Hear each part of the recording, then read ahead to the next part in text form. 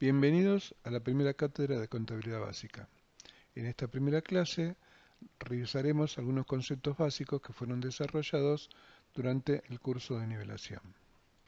En primer lugar, nos vamos a referir al concepto de contabilidad, a la cual definimos como un sistema de información. Información se refiere a un conocimiento que permite la toma de decisiones. Esta información está referida al patrimonio de determinado tipo de entes económicos, a su composición y a su evaluación a través del tiempo. Esta información está destinada a distintos tipos de usuarios.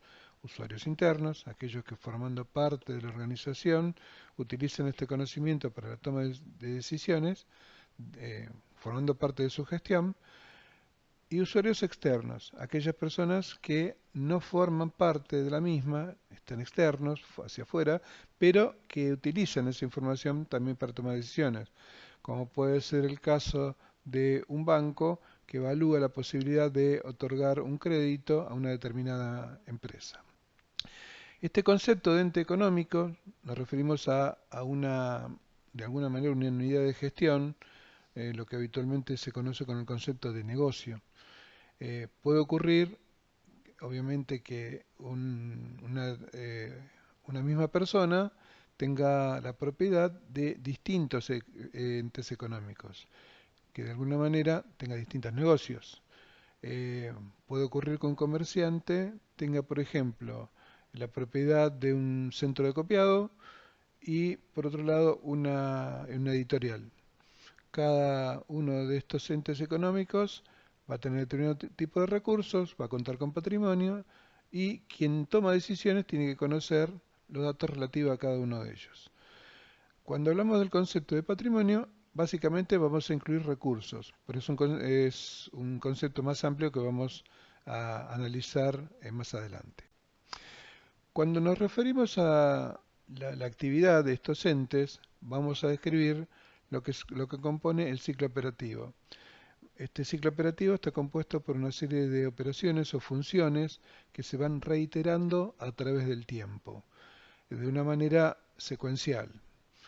Si estoy hablando de una empresa comercial, vamos a comenzar por la adquisición de los bienes que van a estar destinados a la venta, las operaciones de compra, en función de bajo qué condiciones se dan las compras.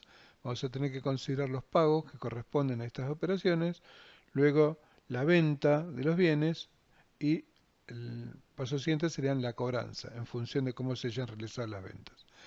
Y de ahí se reiniciaría este ciclo. Tenemos que considerar que no necesariamente estas funciones o operaciones se tienen que dar exactamente en ese orden. Puede ser que se estén realizando operaciones de venta de bienes o de productos sobre los cuales todavía no se han realizado los pagos, por ejemplo.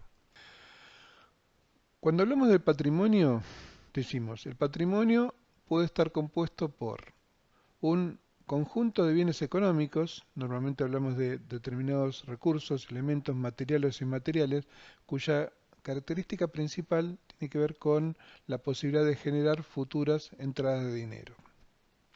Vamos a hablar de derechos contra terceros y obligaciones contra terceros. El patrimonio está compuesto por un conjunto de elementos heterogéneos. Cuando nos referimos a derechos, tenemos que considerar que quienes pueden adquirir derechos son personas. Estamos hablando de personas que interactúan y a partir de ahí, de esta interacción, se originan derechos.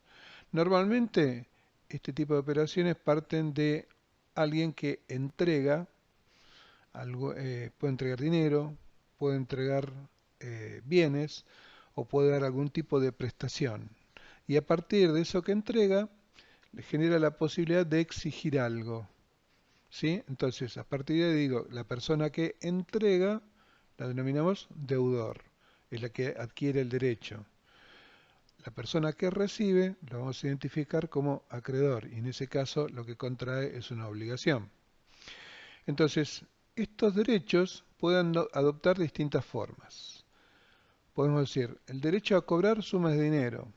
Alguien que presta una suma de dinero a otro adquiere el derecho de exigir que le reintegren la suma otorgada. Si alguien que vende a crédito entrega bienes, adquiere el derecho de realizar la cobranza en un momento posterior. Alguien que da una prestación, como puede ser una compañía de servicios, adquiere el derecho de exigirle a su cliente que pague por la prestación que recibió. Otra variante sería el derecho a recibir otros bienes, que no sea dinero. Este, por ejemplo, sería el caso de las señas o anticipos que se dan a cuenta de futuras operaciones de compra. Una empresa o un comerciante le encarga a un carpintero la fabricación de un determinado mueble. En este tipo de operaciones, normalmente, que el fabricante va a pedir a su cliente el pago de una seña o anticipo. En ese caso, quien paga la seña o el anticipo lo que está adquiriendo es el derecho a recibir un bien, no a que le devuelvan el dinero. Y una tercera variante sería el caso de cuando esta suma de dinero que se entrega eh, genera el derecho a adquirir determinado tipo de prestaciones, como es el caso del pago anticipado de alquileres.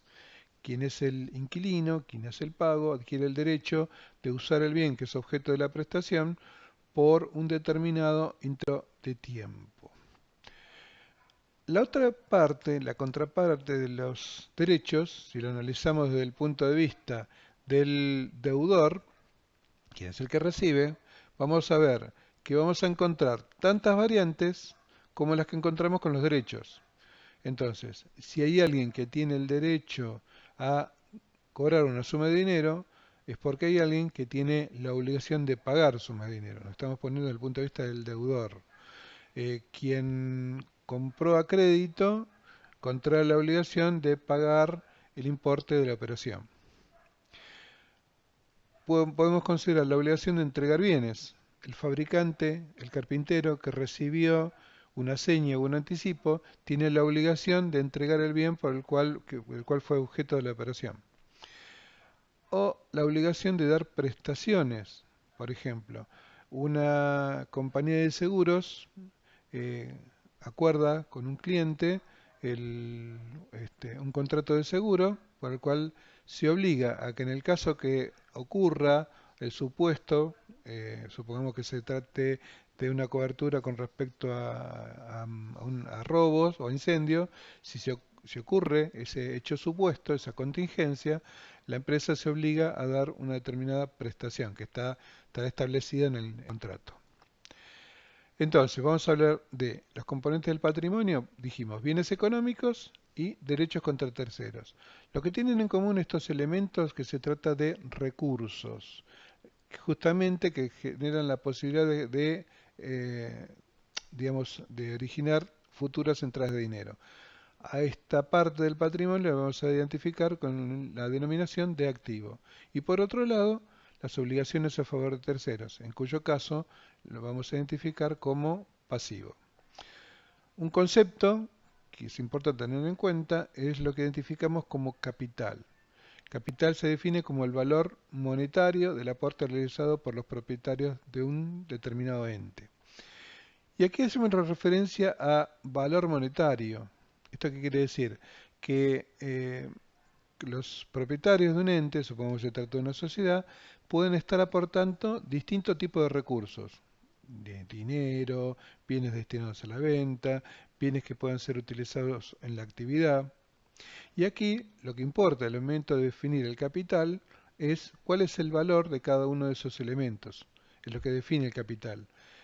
Llegado el caso, cuando el ente se disuelve, quienes son los propietarios van a tener el derecho a recibir la parte proporcional de los recursos con que cuenta el ente, teniendo en cuenta el valor de lo que aportaron. Y definimos el concepto de patrimonio neto como la diferencia entre el total del activo y el total del pasivo. Cabe destacar que cuando hablamos de patrimonio neto lo estamos definiendo como un valor que surge de un cálculo. Cuando hablamos de patrimonio decimos es la descripción de los elementos, bienes, derechos y obligaciones. Cuando hablamos de patrimonio neto decimos es la diferencia entre total activo y total de pasivo. Estamos refiriendo a un valor numérico, básicamente. Cuando hablamos del patrimonio, ese patrimonio obviamente que no es algo estático, que va evolucionando a través del tiempo.